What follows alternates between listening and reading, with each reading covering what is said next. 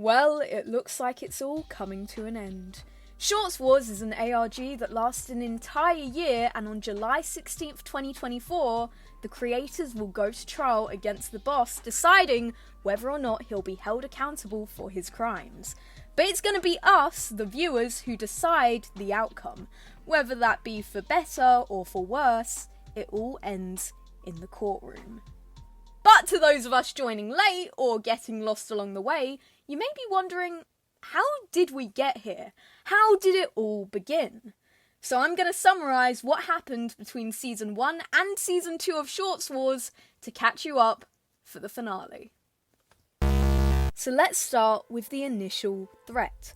On July 16th, 2023, a handful of Shorts creators were sent a sponsorship deal from a company called Clone VPN, offering a large amount of money to the creators, and most of them accepted it, with a few exceptions being Joe Kane, who claims he only accepts a sponsorship from Genshin, and Dano, who chose not to accept, but unfortunately his channel mascot, Riggy, did that for him.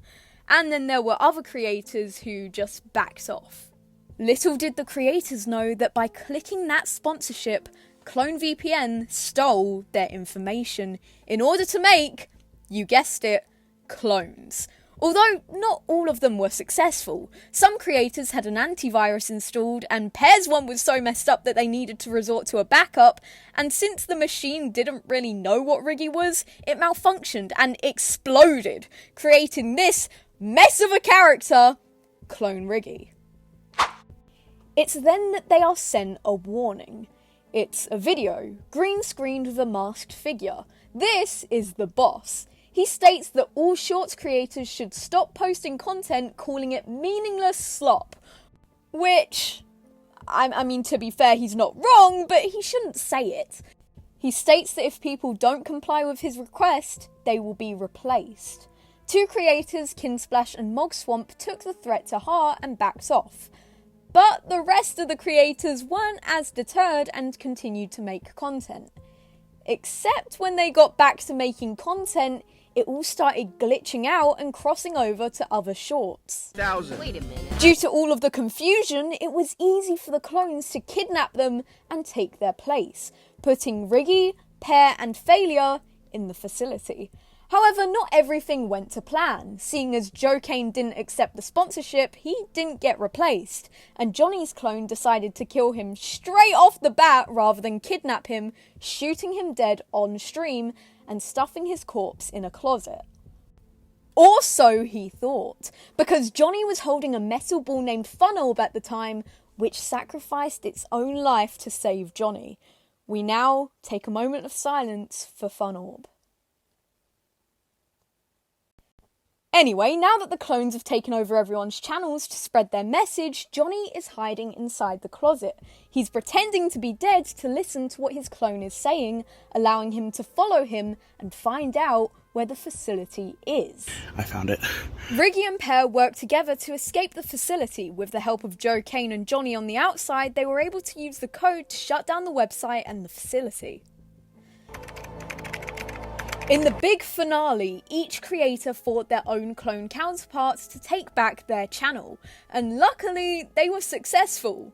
Well, mostly.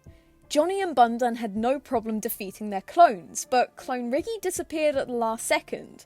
And Pear's clone? Well, Pear's clone didn't want to fight him, but he was being controlled by the boss, like a Pokemon. Except he managed to fight against the control as he ran to the cloning machine and used self-destruct. Stay original, buddy. Making the ultimate sacrifice for the creators. However, in the darkness, we hear a clone teleporting to make sure that the boss didn't get hurt. And then teleporting away. It didn't matter though. The boss had been defeated. Clone VPN had been shut down. He only had one clone left, Clone Riggy, and the facility had been destroyed. All he had left was his control room, and the fact that no one knew who was behind the mask. And it was in that moment we saw him put on Johnny Razor's iconic flannel shirt. Wait, is Johnny Razor the boss? And that was the end of Season 1, but during a Q&A segment they were already hinting towards a Season 2. also saying there are a few unsolved mysteries. Curious and determined to find out what we missed and what will happen, I contacted two other theorists who were in the same boat as me, Redjet99 and Mellow Productions. Since they were such awesome people, we decided to work together to figure out what would happen in Season 2, hinting towards a collaboration on our channels, and thus creating the Theorist Trio. So fast forward a bit and Season 2 begins with a video titled The Legend, looking oddly familiar to Deltarune, but it tells a story of a mad scientist who is obsessed with the concept of evil twins that he wanted to bring it to life, thus creating the cloning machine. But according to the video, it fell into the wrong hands of someone who wanted to destroy YouTube and most likely the world. Also, remember how Clone Riggy didn't actually die?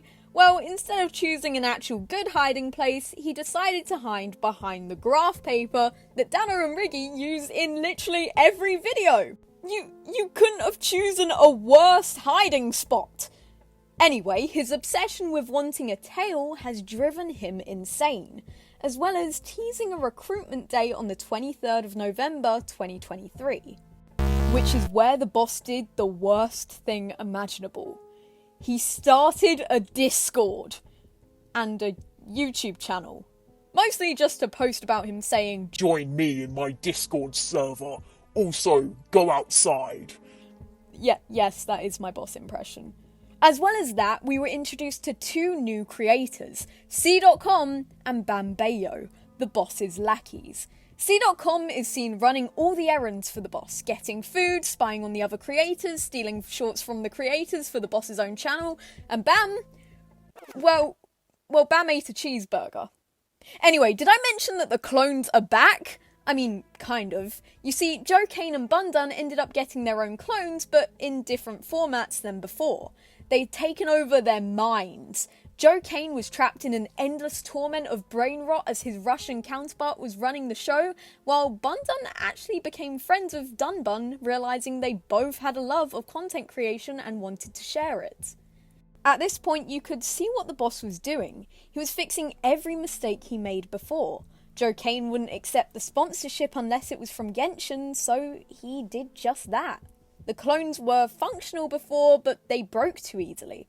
So now the creators are less likely to get rid of them because they're inside their own heads. Also, it's not like the boss could just rebuild the cloning machine, could he? Well, no, he couldn't. But someone else could. Because Clone Riggy fixed the cloning machine. How? Well, he's not quite sure of that either. But he used it anyway, which was how he was able to make a new clone, BD, or Dano's clone, who quickly changed to DD because, obvious reasons. Anyway, DD and Clone Riggy then ran a channel together so that they could keep an eye on Dano and Riggy, because it's revealed that Clone Riggy needs Riggy's DNA to keep his body from breaking apart and cracking fully. Which is why he hasn't killed him off yet. Hey, does anyone else find it suspicious that it was only Clone Riggy who was able to fix the cloning machine? Yeah, we'll talk about that later. Mogswamp then creates the resistance against the clones. He recruits multiple members like Riggy and Pear, but then the boss doxes him. In Minecraft, and then he has to go into hiding in the sewer. But joke's on them because it gave him time to plan for a legal court case against the boss. The boss then finds out that C.com is a double agent, who has been on Team Creator the entire time without anyone knowing, even going as far as to send us viewers a code to help us figure out what the boss is planning. C.com then had to fight one of the boss's henchmen, who turned out to be his own clone. Huh, ain't that wacky? Also, during this time, the Theorist Trio, myself, Redjet and Mellow, hey, remember us? Were contacted by the boss on stream. He asked if we were with him or against him, and I said against, which is where the conversation ended. But Mellow and Redjet? Well, they accepted it, and by doing so, it allowed us to get more information from the stream.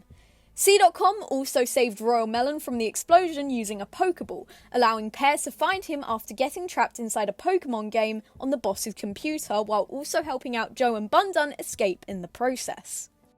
The boss then reveals his true identity to be Johnny Razor's identical twin brother, even reaching out to Johnny to do so.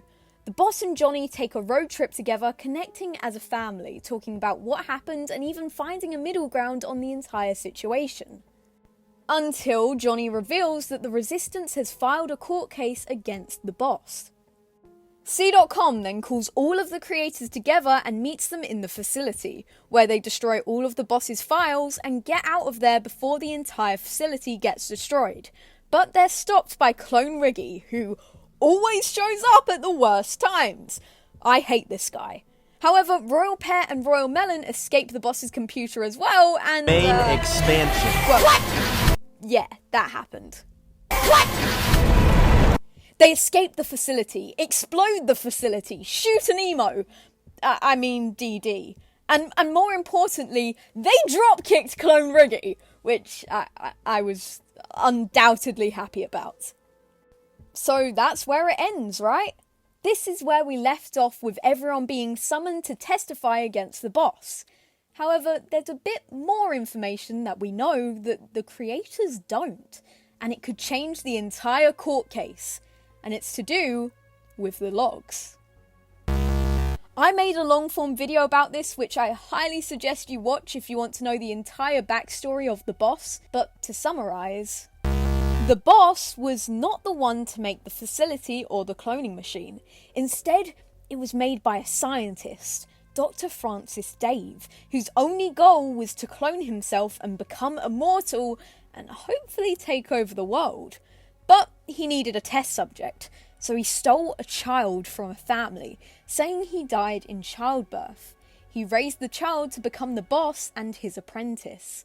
But as much as the boss looked up to this man, he also hated him, and when the scientist mysteriously died, the boss took on his role to take over the world, as well as get revenge on his brother, who he was jealous for living the life he always wanted. But the scientist wasn't as gone for good as he thought, because Dr. FD uploaded his AI brain to the cloning machine before dying, and when the cloning machine blew up, he had to escape quickly or he'd truly be gone for good. So, he hijacked Clone Riggy, which is why we see the cracks, because if a body contains more than one soul, it begins to crack. This also explains why Clone Riggy knew how to rebuild the machine, why he knew that he needed Riggy's DNA to stay stable, and how he recognised the name Dave.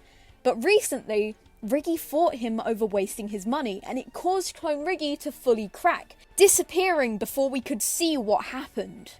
So, it seems like the scientist may be making a surprise appearance in the court case.